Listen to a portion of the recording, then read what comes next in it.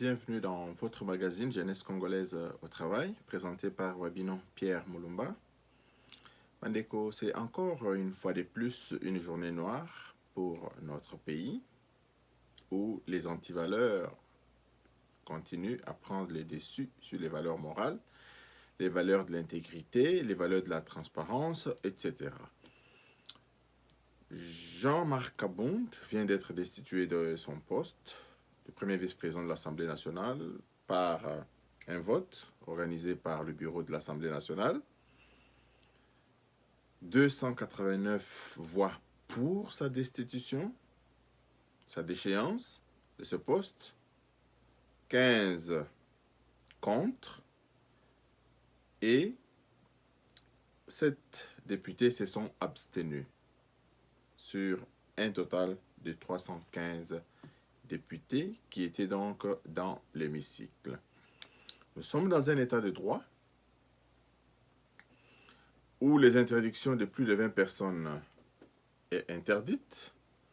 L'Assemblée nationale a convoqué donc cette plénière pléthorique de 315 députés, une institution qui devrait prêcher par l'exemple à la lumière de l'état d'urgence en cours, voté par elle-même. Mais cela n'empêche, Bandeko, la plus grande déchéance pour un homme, c'est la déchéance morale. Lorsque on considère que Jean-Marc Kabund n'a fait que dénoncer l'organisation du congrès qui coûterait 7 millions de dollars, selon lui, selon les chiffres en sa possession à ce moment-là, et si seulement cette dénonciation lui a coûté son poste, nous comprenons dans quelle société nous vivons. Nous comprenons dans quelle société nous vivons. Pour avoir donné un chiffre, vrai ou faux, cela vaut la destitution d'un individu. Cela vraiment nous démontre dans quel genre de société nous vivons. Alors, dans quelques heures, Wandeko, l'UDPS va se prononcer sur sa position par rapport à cette déchéance qui est une conséquence logique du manque des engagements de nos partenaires du FCC qui, par plusieurs reprises, ont démontré qu'ils ne sont pas respectueux des règles. Parce que logiquement, ayant une majorité au Parlement, c'est basant donc sur cette majorité qui gouverne, cette motion, quelle que soit la forme, ne devrait pas passer. Mais Bandeko, le problème qui se pose ici, c'est que sans formation patriotique, nos politiciens sont véritablement des criminels en puissance. Parce que nous ne pouvons pas comprendre qu'un tel vote ait lieu à ce moment dans notre pays, alors que le pays est confronté à des problèmes beaucoup plus importants pour lesquels cette même assemblée est muette. Et aujourd'hui, le FCC et ses alliés de circonstances se réunissent pour voter contre. Mais une leçon est à tirer et que la démocratie est en train de prendre place dans notre pays. Si aujourd'hui, depuis 60 ans, nous n'avons pas vu un député déposer une motion pour la déchéance des membres du bureau, c'est une première, et ça, c'est l'UDPS au pouvoir. Et nous allons encore plus loin. Toujours dans cette même logique, nous allons voir que cette chambre va se vider. Va se vider à cause de ceux qui la constituent. Au nom de de l'indépendance du pouvoir exécutif, du pouvoir judiciaire et du pouvoir législatif, la pétition qui est aujourd'hui déposée à la justice, pour laquelle Jean-Jacques Mamba, l'auteur, a été déjà entendu et mis en résidence surveillée, le pouvoir législatif a usé donc de sa liberté pour continuer avec ses procédures Comme quoi, ils veulent engager un bras de fer entre la justice. Bien évidemment, ici, il y a respect des trois pouvoirs. Mais toujours dans cette même logique, nous allons aller avec cette même logique jusqu'au bout. Aujourd'hui, on vient de déposer une demande, le procureur vient de déposer une demande de lever des immunités de M. Tambwe Mwamba. Nous allons voir, parce que M. Tambwe Mwamba, d'abord, il est infréquentable. La levée de ces immunités permettra donc à la justice d'élucider tout ce qui s'est dit autour de lui. Et la justice va se saisir de cette question des 4 millions pour la réfection du Sénat, alors que Mobutu, qui avait fait construire ce palais, je ne sais pas combien, il en avait dépensé. Donc, ici, au nom de l'indépendance du pouvoir judiciaire, nous allons donc attendre la réaction de... Alors, dans notre pays, Bandeko, vous avez vu que la trahison a commencé avec le MLC à Genève. Elle continue encore avec le MLC au Parlement.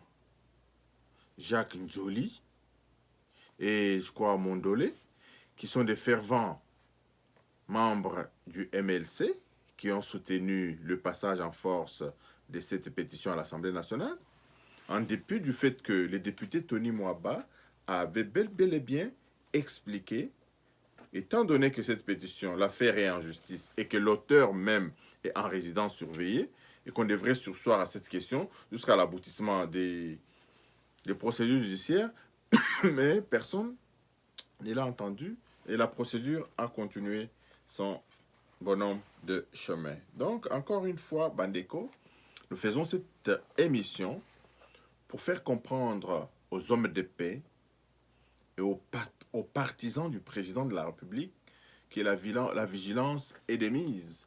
Jean-Marc Abound a eu l'avantage de voir ce que les autres n'avaient pas vu. Nous ne sommes pas en coalition. Il l'avait dit dans sa tournée à Kananga. Il a dit on ne peut pas comprendre que nous soyons en coalition et que nos amis agissent de cette manière. C'était donc une bête à abattre. Et encore ici, je vous dis que Jean-Marc Abound sera encore plus utile dans le parti que dans cet hémicycle constitué des ennemis de la République. Parce que cet hémicycle, depuis là, est à la base de multiples crises institutionnelles qui sont en train de vouloir se créer dans notre pays. Mais je pense que le président de la République tirera les conséquences de ces turpitudes de nos amis du FCC. Ici, Lambert Mende l'a dit, qu'ils suivront le mot d'ordre venant de Kingakati, et ce mot d'ordre a été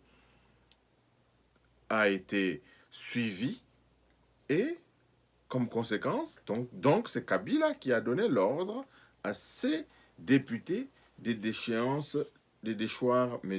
Jean-Marc Abound. Encore une fois, Bandeko, nous vous disons que sans la formation patriotique, nos politiciens sont véritablement des criminels en puissance.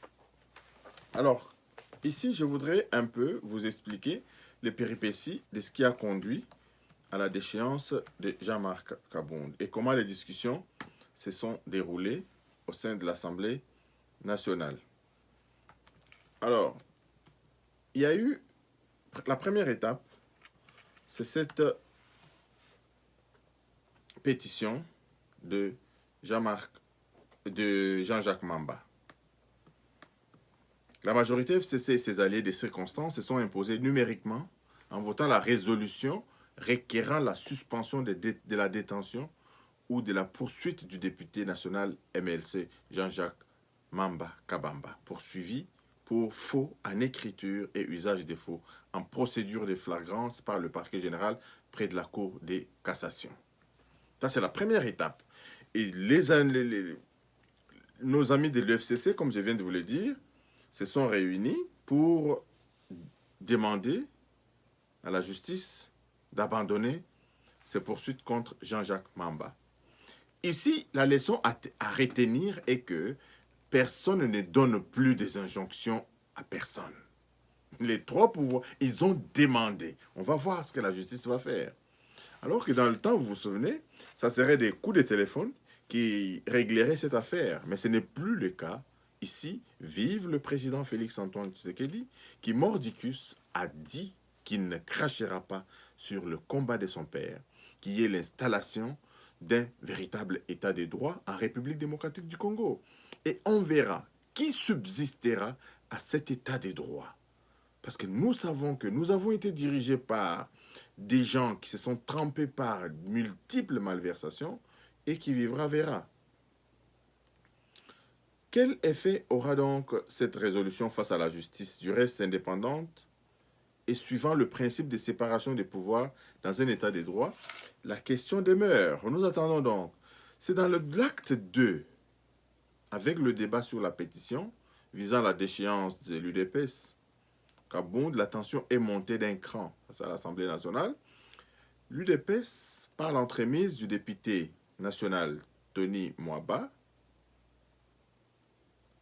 n'a pas tari d'arguments de droit pour recadrer une procédure qu'elle a estimée biaisée. L'élu UDPS a rappelé dans sa motion de procédure que la pétition est une question parlementaire, mais avec des implications politiques à attirer l'attention du bureau sur le fait des articles 187 et 490 du règlement intérieur fondant le régime juridique des pétitions étaient violés. Donc ici, Tony Mwaba a expliqué aux membres de l'Assemblée que le régime juridique des pétitions était violé en vertu des articles 187 et 190 de leur propre règlement intérieur. Selon lui, le bureau, après avoir tablé sur la recevabilité de la pétition et informé la plénière, devrait transmettre le document à la commission permanente compétente, qui est une commission PAGE, donc de l'Assemblée nationale. Ici, le député Tony Mwaba explique que ce devoir n'a pas été accompli. Au-delà, comme l'exigent les dispositions de l'article 188, la pétition ne porte aucune indication des domiciles des pétitionnaires. Une observation qui discrédite davantage le rapport du groupe des pétitionnaires, donc du groupe de travail mis en place. Le président de ce groupe, le député Kokonyangi, a reconnu devant la plénière la difficulté pour la commission de certifier la position géographique de deux autres élus qui ne se reconnaissent pas dans les signatures apposées. Bien plus, pour le cas de l'élu UNC Simon Piana, l'auteur de la plainte, des faux en écriture et usage des faux, contre Jean-Jacques Mamba, la commission s'est contentée des témoignages, l'auteur n'ayant donc pas répondu à l'invitation. Donc ici, Bandeko, raison de plus de reporter donc cette séance. L'Assemblée nationale complice dans l'usage des faux. On peut donc le dire ainsi. Dans la foulée, le député du FCC, Botakil, qui a tenu à porter sa casquette technique sans appartenance politique, a soutenu Tony Mwaba, tout en ajoutant le fait que l'Assemblée nationale devait surseoir sa démarche en attendant de voir la suite de la pétition votée, qui va dans le sens de la suspension de détention et des poursuites du député Mamba. La crainte pour ces professeurs de droit est que l'Assemblée tombe dans la complicité de l'usage de faux. Si le grief retenu contre l'auteur de la pétition se confirmait, Botakil, qui a en même temps invoqué l'article 172, alinéa 2 de la Constitution, qui interdit de statuer sur les différends pendant, n'a pas été écouté. Donc ici, les députés Botakil du FCC n'a pas été écouté. Jacques Njoli du MLC a argumenté contre Tony Mwaba. Selon lui, la pétition, donc, il est question, est une pétition contrôle dont le siège de la matière est l'article 31 du règlement intérieur. Ce qui fait que la pétition ne peut pas être envoyée à une commission permanente compétente. Et parlant de la séparation des pouvoirs en vertu de l'article 151 de la Constitution, le député MLC a soutenu qu'il y a indépendance. L'action du pouvoir judiciaire va se poursuivre et il n'y a pas de principe judiciaire qui tient le parlementaire en l'état.